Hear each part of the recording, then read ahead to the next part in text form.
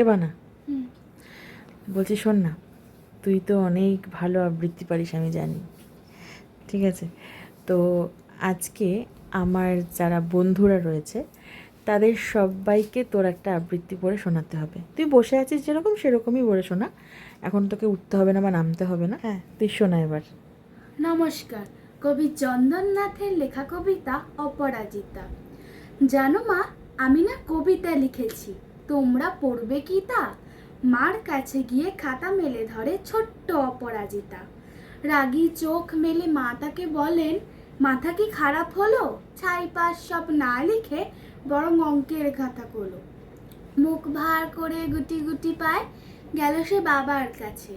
কবিতা লিখেছি, ও বাবা তোমার দেখার সময় আছে? মুখটি না তুলে বললেন বাবা, কবিতা লিখেছো? বেশ, পড়বো তো বটেই, আগে খবরের কাগজটা করি শেষ। অগত্যা গেল দিদিটির কাছে, ডাকলো সে, দিদি আয়, দেখ না কেমন ছবিটা এঁকেছি ছোট্ট এ কবিতায়।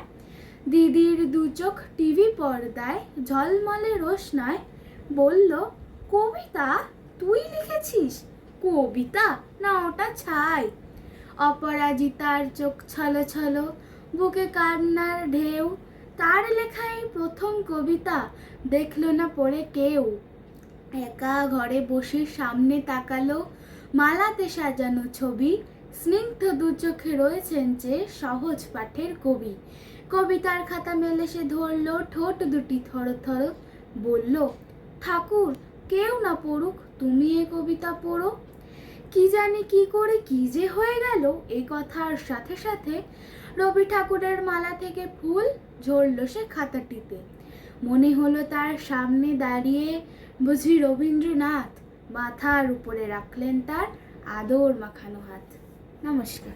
বাহ, অপূর্ব হয়েছে, অপূর্ব। আমি যদিও বা ওর মুখে এই কবিতাটা আমি আগেও শুনেছি, আমি চেয়েছিলাম তোমাদের কাছে একটু তুলে ধরতে ওর এই পারফরমেন্সটা। ও কিন্তু অনেক জায়গায় গিয়ে পারফর্মও করে, তো অবশ্যই জানিও কেমন লাগলো একদম আমার ছোট্ট বানার পারফরমেন্স। তো টাটা, আবার অন্য একটা ভিডিও নিয়ে আসছি, বাই।